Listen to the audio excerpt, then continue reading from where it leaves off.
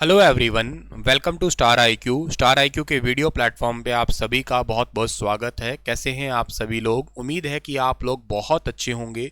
प्यारे दोस्तों, 17 जून 2023 के हरियाणा करंट अफेयर इस पर्टिकुलर वीडियो में मैं आपको पढ़ाने वाला हूं।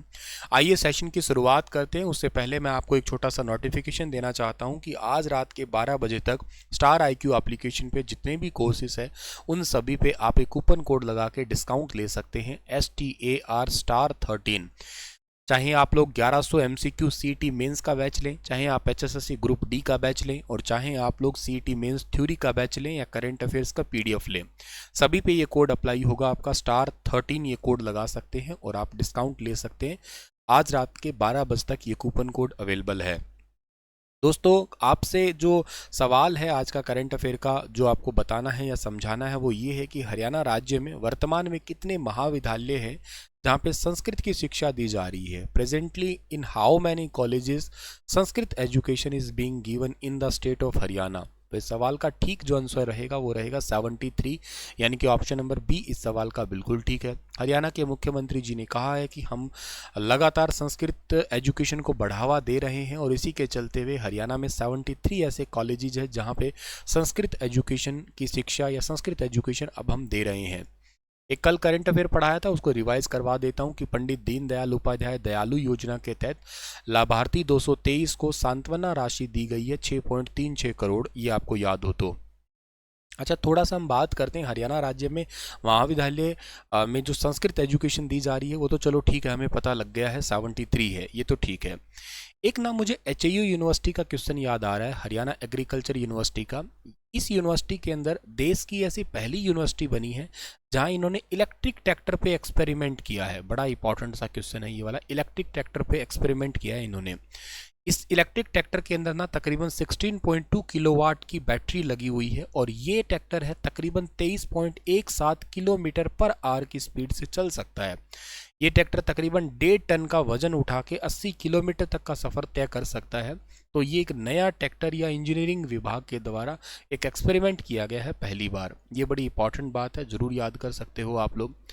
HAU यूनिवर्सिटी ने एक काम और भी किया था, अगर आपको याद हो तो ये शायद 2021 की बात है आई थिंक, कि बाजरे की एक नई बीमारी की जो मतलब बीमारी ना आने वाली नई किस्म तैयार की थी। और ये जो किस्म है इसको ना स्टेम रोट किस्म के नाम से पुकारा गया था। तो HAU यूनिवर्सिटी समय समय पे कुछ ना कुछ ऐसे काम करती रहती है जो एग्ज़ाम पर्सपेक्टिव थोड़े से ज़्यादा इंपॉर्टेंट हो जाते हैं हमारे लिए। अच्छा, ये तो चलो ठीक है। आर्थिक सर्वेक्षण के अकॉर्डिंग अगर हम बात करते हैं तो हरियाणा राज्य के अंदर, अगर मैं जैसे कॉलेजेस वगैरह की बात कर रहा हूँ यहाँ पे, तो जैसे नर्सिंग कॉलेज की बात अगर मैं कर लूँ यहाँ पे, या मेडिकल कॉलेज की बात करूँ मैं, तो हरियाणा के अंदर टोटल मेडिकल कॉलेज है कितने? हरियाणा में टोटल मेडिकल कॉलेज जो है ना वो टोटल 13 ही है।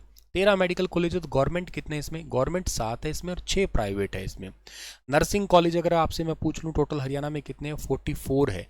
इसमें से 3 ही गवर्नमेंट है, बाकी के रिमेनिंग कितने बच गए? 41 बच गए ना। तो 41 जो है ना ये आपके प्राइवेट आते हैं। और नर्सिंग स्कूल अगर आपसे पूछ ले, पूरे हरियाणा में नर्सिंग स्कूल 112 है और इनमें से 11 ही सरकारी है। इसको याद कर लेना, ये पहले दो ऐसे करके मैंने याद कर रखा है, 11 ही सरकारी है। बाकी के जो बच गए, कितने बच गए? 101 बच गए ना। हाँ, 101 जो है ना ये प्राइवेट है। तो ये ज़रूर याद कर सकते हो आप लोग। और इसके अलावा जो है ना आप लोग याद कर सकते हो हरियाणा में ITI कितनी है। गवर्नमेंट ITI मैंने आपको बताई हुई है कितनी, 192 है। प्राइवेट कितनी है? प्राइवेट 225 है। तो दोनों को जोड़ लेना, इतनी टोटल ITI है हरियाणा के अंदर, ठीक है। इसके अलावा हरियाणा के अंदर महिलाओं की ITI कितनी है? वैसे स्पेशली महिलाओं, लड़कियों की ITI वो कितनी है? 36 है। इतनी नहीं है, 36 है, ये याद रखना आप लोग, ठीक है। तो इतनी सारी चीज़ें आप लोगों को याद रहनी चाहिए। आगे बढ़ते हैं। अगला करंट अफेयर हमारा क्या रहेगा कि हरियाणा में बागवानी जागरूकता अभियान कब से कब तक चलाया जाएगा। हरियाणा में बागवानी जो जागरूकता अभियान है ना ये चलाया जा रहा है 8 से लेके 15 जुलाई तक, यानी कि सवाल का ऑप्शन नंबर बी है वो बिल्कुल ठीक रहेगा। हरियाणा के अंदर 6228 ग्राम पंचायतों में पहुंचने का लक्ष्य है। 8 मई से 15 जुलाई 2023 तक का ये जागरूकता अभियान है। 9 जून तक जो है ना 3,360 ग्राम पंचायतें कवर कर ली गई है। बाकी की 15 जुलाई तक 2,868 ग्राम पंचायतों को कवर किया जाएगा। सर ये अभियान क्यों चलाया जा रहा है? इसके टारगेट क्या है? पहला है कि किसानों को बागवानी योजना संबंधित जानकारी देना, दूसरा है कि प्राकृतिक खेती को बढ़ावा देना, तीसरा है धान की बजाय बागवानी खेती की ओर ताकि लोग थोड़े ज़्यादा आकर्षित हो क्योंकि पानी बच पाए हरियाणा में, और चौथा है कि मधुमक्खी पालन के व्यवसाय के लिए भी किसानों को प्रेरित करना। ये सीधा सीधा काम है, बागवानी जागरूकता अभियान हर जिला हर गांव, इसका एक मोटो है। आपको ये याद होगा कि बागवानी की अंतर्राष्ट्रीय मंडी हरियाणा के कहाँ पे बन रही है, एक जिले में बन रही है जिसका नाम है सोनीपत, सोनीपत के गन्नौर में बन रही है।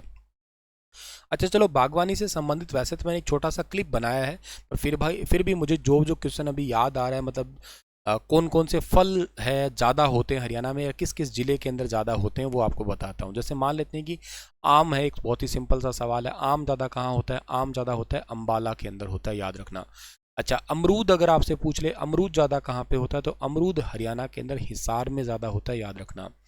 और इसके अलावा अगर आप लोगों से पूछ लिया जाए अंगूर ज़्यादा कहाँ होते हैं हरियाणा के अंदर, अंगूर, तो हरियाणा के अंदर जो अंगूर ज़्यादा होते हैं ना, अंगूर, ये सबसे ज़्यादा होते हैं सिरसा जिले के अंदर, ठीक है ना। अंगूर के अलावा खजूर भी ज़्यादा होते हैं वैसे सिरसा के अंदर, ठीक है ना, खजूर भी ज़्यादा होते हैं। इसके अलावा हरियाणा के अंदर खजूर के अलावा एक चीज़ और होती है, किन्नू, ठीक है ना, किन्नू भी ज़्यादा होते हैं। और ज़्यादा क्या होते हैं यहाँ पे, अनार भी ज़्यादा होते हैं सिरसा के अंदर, ठीक है ना, तो ये याद रखना आप लोग।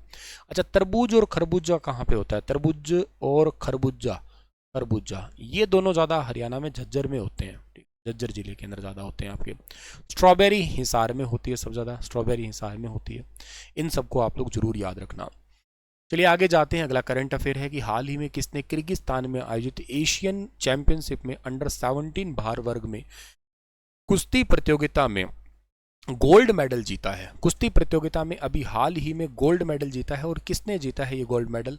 तो इनका नाम क्या है? Neha Sangwan. Option number D इस सवाल का बिल्कुल ठीक रहेगा। गांव बलाली की पूर्व सरपंच बुंदी की होनहार बेटी है नेहा सांगवान। इन्होंने किर्गिस्तान में आयोजित एशियन चैंपियनशिप के अंदर 17 किलोग्राम भार वर्ग के अंदर गोल्ड मेडल जीता है ये।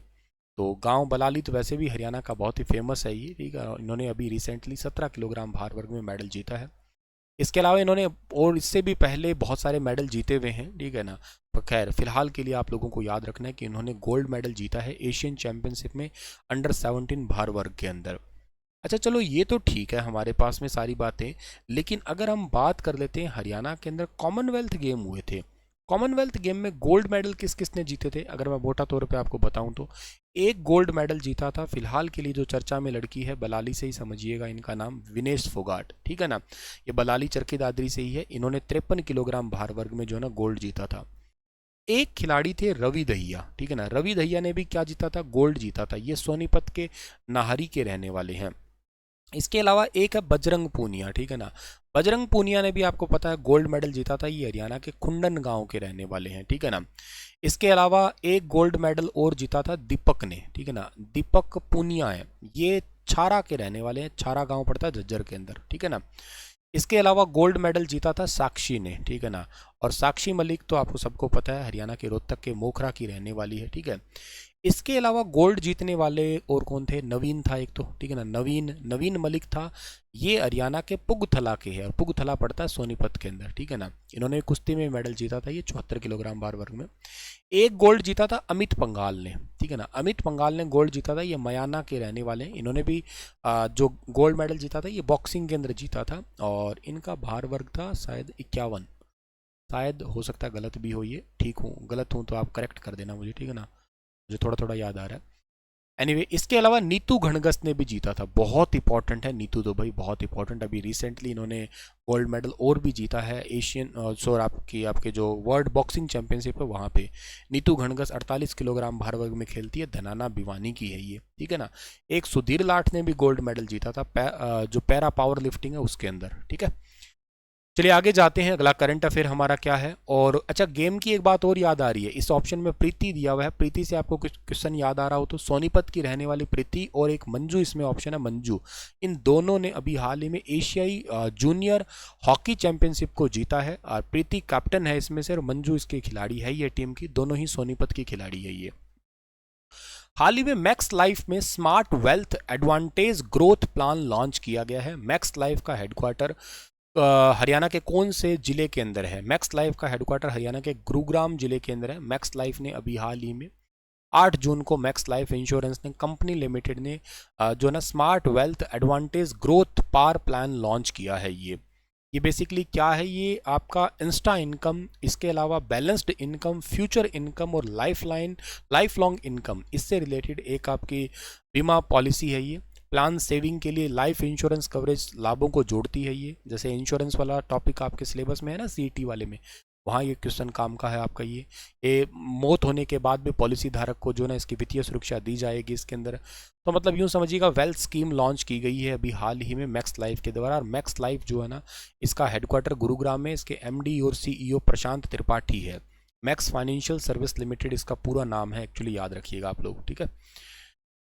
और अगर हरियाणा में थोड़ा बैंकिंग से रिलेटेड भी बात कर लेते हैं हम लोग, ठीक है ना। अभी कोई क्वेश्चन अगर हरियाणा में बैंकिंग से रिलेटेड बन सकता है तो क्या बन सकता है, हरियाणा में अगर देखा जाए तो इंडिया के कमर्शियल बैंक कितने हैं, टोटल हरियाणा के अंदर कमर्शियल बैंक 5042 है, ठीक है। अच्छा, हरियाणा के अंदर जो आपके मतलब वाणिज्यिक बैंक कहूँगा ये, ठीक है ना। सहकारी बैंक को क्या कहते हैं यहाँ पर, सहकारी बैंक कितने हैं हरियाणा के अंदर, सहकारी बैंक जो कोऑपरेटिव बैंक होते हैं, ये कोऑपरेटिव बैंक हरियाणा में पूछे जा सकते हैं, 597 है। 600 से 3 कम, ऐसे करके याद करना आप लोग। अच्छा, डाकखाना बैंक कितने हैं हरियाणा के अंदर, डाकखाना बैंक, तो हरियाणा में डाकखाना बैंक जो है ना वो है 2697 है। इसमें भी 97, इसमें 97, याद हो जाएगा आपको ये, ठीक है। ये 3 चीज़ें मुझे याद आ रही थी, तीनों मैंने बता दिया आपको। अगला क्वेश्चन आपका क्या है, अगला है कि हरियाणा स्टेट कैंपा के तहत हाल ही में कितने करोड़ के वार्षिक कार्य योजना को मंजूरी दी गई है। हरियाणा स्टेट कैंपा के तहत अभी हाल ही में हरियाणा राज्य के अंदर 239.78 करोड़ की मंजूरी दी गई है। हरियाणा के मुख्य सचिव संजीव कौशल ने चंडीगढ़ के अंदर हरियाणा स्टेट कंपनसेटरी और afforestation fund management and planning authority की 6वीं जो स्टीयरिंग कमेटी बैठक हुई थी, उसको कैंपा बोलते हो एक्चुअली। इसके तहत आप लोग 239.78 करोड़ रुपए इन्होंने वार्षिक आय की मंजूरी दी है।